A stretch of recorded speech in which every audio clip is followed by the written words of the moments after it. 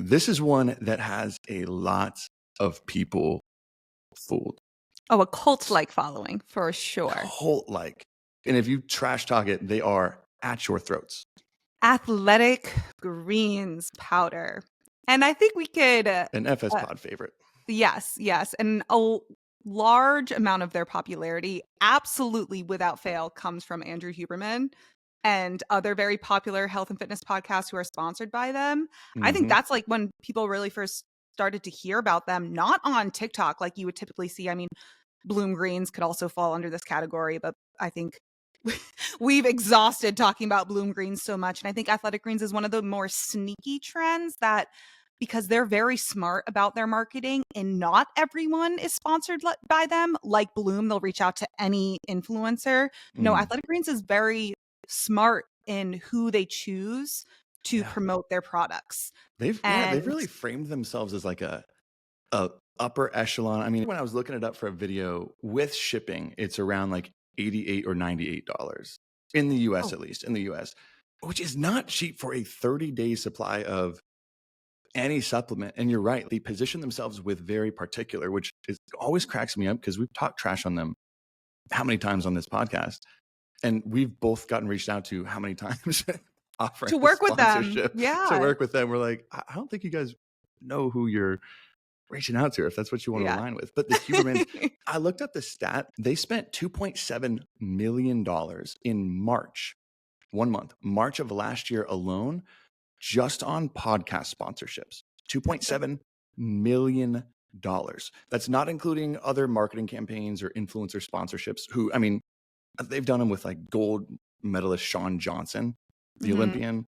They've got big names. So that's not including that. $2.7 million. That makes me nauseous. Which isn't necessarily like this product is bad because of that or because it's expensive. They're a good, expensive products, right? But let's dive into like what it is, because I don't know about you.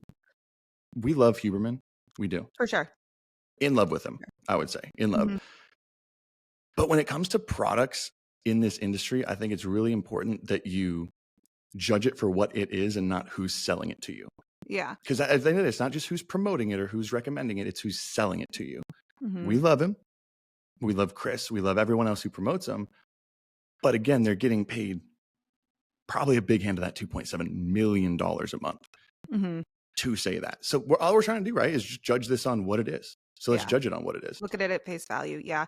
First off, it's a greens powder supplement. I think people breeze past the word supplement and don't take it for what it is. It is supplemental to your diet. It is not a replacement for anything.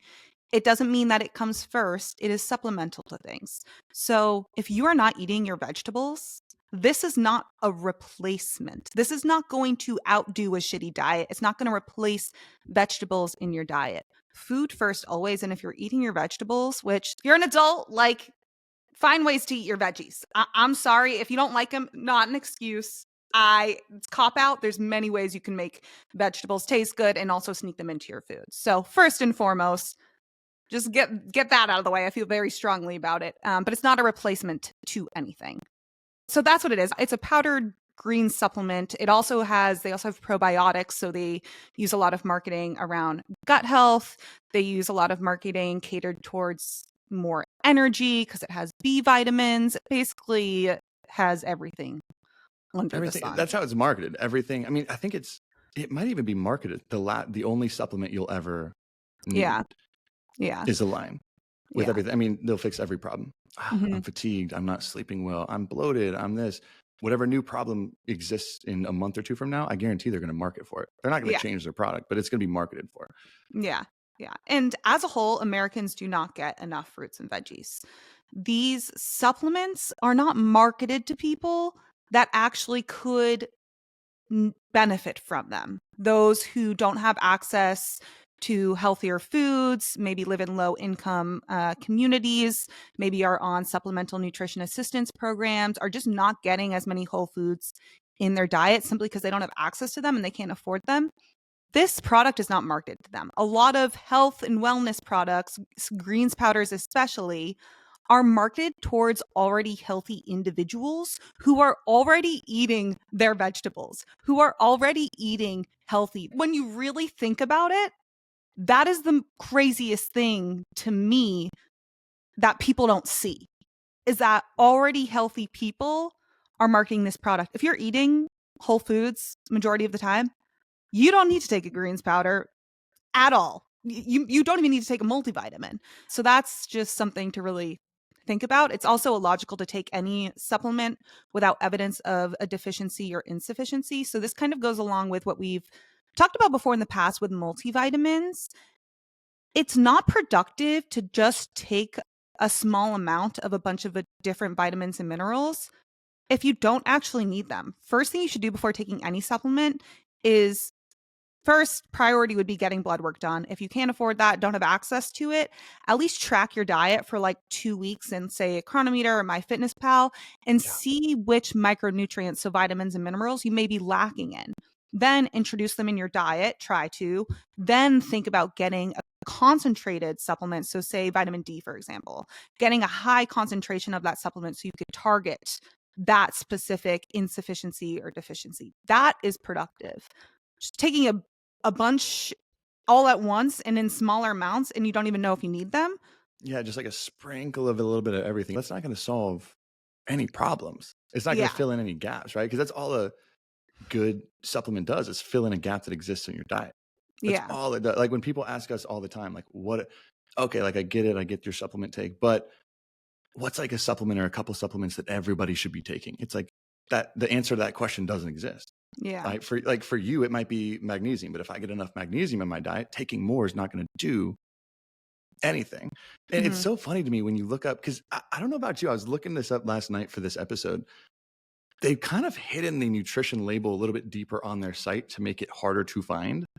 It was easier a few months ago when I was looking it up, and I was like it took me a good 5-10 minutes to figure out where it was, because now they just list what ingredients are inside the product. They don't tell you how much of each is inside.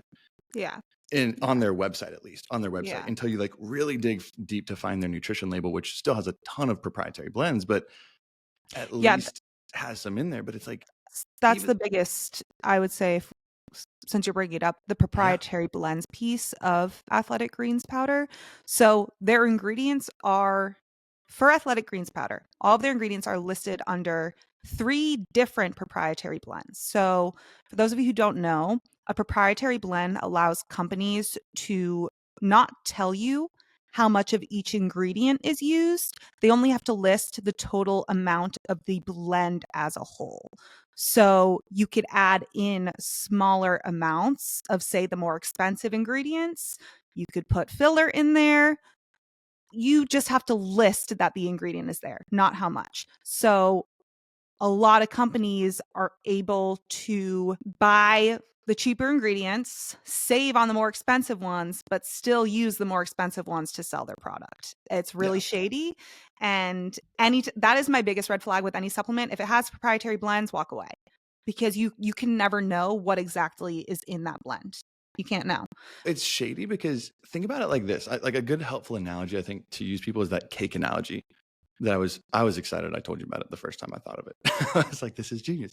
But the analogy to think of it is, if you go on their website, like I was just showing you, they will list proud all of the different ingredients inside of their product. We've got reishi mushroom. We've got all these incredible ingredients, and it looks enticing. Like it's like, oh my God, there's all these superfoods, super supplements all in one thing. That's incredible. But like we talk about a lot whenever we talk about something negative or toxic, it's like the poison's always in the dose. The dose of something will make it either good or not so good for you. And that's what matters, where it's like, oh, this has reishi mushroom. It's like, oh, well, a certain amount of reishi mushroom can provide certain benefits, but less than that isn't really going to do anything. And I think that's why they've more so hidden how much of everything is inside, because who cares? It's got X, Y, and Z in it. That's all you should care about. It's like, no, how much is actually there? And the cake analogy that I was talking about is, I mean, imagine if you're going to bake a cake, because Mariana's a famous chef baker, if y'all didn't know. But if you are going to bake a cake, I think the basic ingredients you're going to need are like flour, sugar, baking soda, salt, eggs, milk, butter, right? Vanilla. You need all of those ingredients, but you don't just need the right ingredients. You need enough of each one to make the full cake. So when you look at a cake, for example, look at just flour. Flour is, I would say, the most important part of a cake. Would you disagree? Yeah. It provides the structure. It helps absorb liquids. It gives it that like cakey texture that you kind of need. And you need about 2 cups of flour to bake a full cake. So imagine you go to the store and you buy a cake mix with all the ingredients you need to bake that cake already inside of it. But when you get home and open up the cake mix that said, we have all the ingredients inside, you realize there's only 1 or 2 tablespoons of flour where you really need 2 cups. Can you still build a cake with 1 to 2 tablespoons? No, you can't, is the answer. Yeah. And the same thing happens. It's called the clinically effective dose of supplements. And this is why we love examine.com. It's a free resource that anyone can go look up the clinically effective dose of any supplement. That just means how much of it is needed to make a difference. And I remember I brought up for example, their mushroom proprietary blend that they have. All of them are ridiculous, but I think this is an easy one for an example. They have 5 ingredients inside. And again, like Mariana said, they don't have to tell you how much of each one is inside. The total of the blend is 154 milligrams, right? 154 is a combination of all 5 of those. So if we just pick out one of them, the reishi mushroom, for example, which has been shown to regulate your blood sugar, improve your immune health, cognition, that's only when you take between 1,500 and 9,000 milligrams per day of just reishi mushroom, you might start to see those benefits, the clinically effective dose. It doesn't have to take you don't even have to break out your calculator to understand that even if that entire blend of all 5 ingredients was just reishi mushroom, you would still have less than 1/10 of what you would need to actually make any sort of a difference in your health. And that's what they do in all of their blends. Yeah. Like, so people are like, oh, but it's good for it. It's not. It's not. That's what it blows my mind about that. Like the proprietary blends, and even honestly, the vitamins and minerals on the other side of their label that they do list how much of it is in each ingredient. Like I think magnesium, they have 26 milligrams of magnesium. So to your point, I think, what was it? About half of Americans don't get enough magnesium in their diets from that deficiency episode that we did quite a bit ago. I think it's around half of Americans. Yeah. So about half of Americans don't get enough magnesium, which is around, I think, 400 milligrams per day. So again, a good supplement helps fill that gap. This supplement does have magnesium, but it has 26 milligrams. Yeah. It's not going to fill any real gap. Most supplements have 100 or 200 milligrams to help fill that gap. Yeah. And what's like really frustrating about it to me too is that there is a lot of research done on vegetables and their impact on overall health. And because greens powders are concentrated forms of vegetables, it's very easy to connect them to the benefits of a diet rich in vegetables, such as lower risk for heart disease, lower risk for diabetes, lower risk of all-cause mortality, improved cognitive function, improved energy. But that is research on actual food. The research on actual food and dietary patterns cannot be extrapolated to the benefits of a powder. But that's what these companies like Athletic Greens do. They will pull research, which is good research, but research from diets rich in these vegetables, not people consuming these powders. They are not the same thing, because what did I say before? Just because you're taking greens powder isn't going to outdo a shitty diet. It's not going to outdo shitty lifestyle habits. It's a very small effect, little to none. But that is where they can get very deceiving, and they'll use these statistics on diets rich in vegetables. They'll use those statistics on their website, but it's not relevant at all because it's not talking about the powder. It's not even talking about the product. So that's really frustrating. Something I also just want to point out, one of the biggest benefits from eating a diet rich in veggies and getting your greens in is fiber.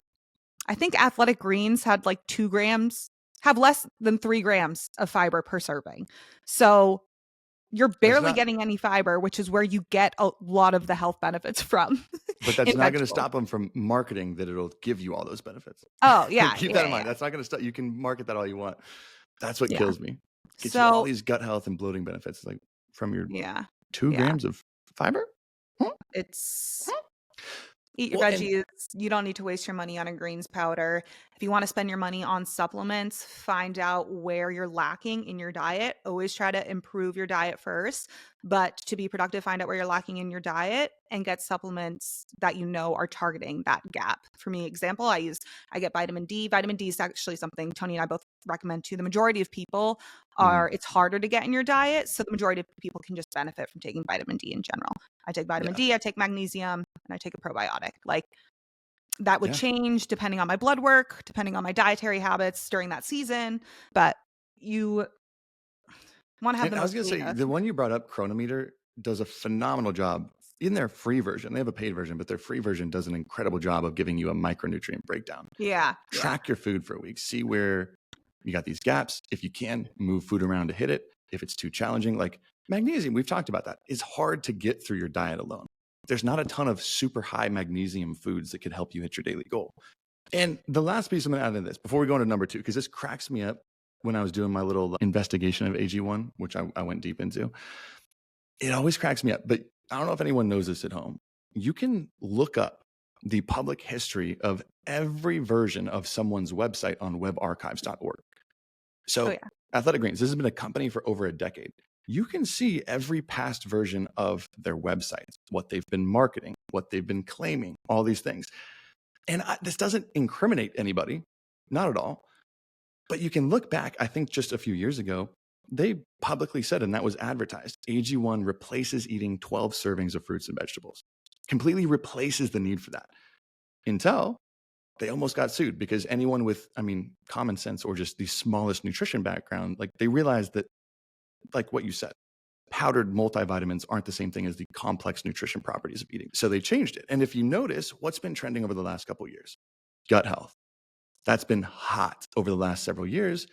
About 2 or 3 years ago, they added the term gut health and bloating, all this onto their page. After 5 years ago, the term gut health and bloating 10x'd on Google search and Google Trends.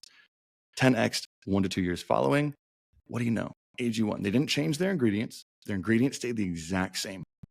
But now they do all these and solve all these problems that they apparently didn't before, or they didn't market before. So is that incriminating? No. But it's just like, look at the values, and it's like, wait a sec, why does this now fix this problem, but it didn't before, if nothing changed? This is a marketing company. This is not a health company, is what we're telling you, Goodness freaking gracious.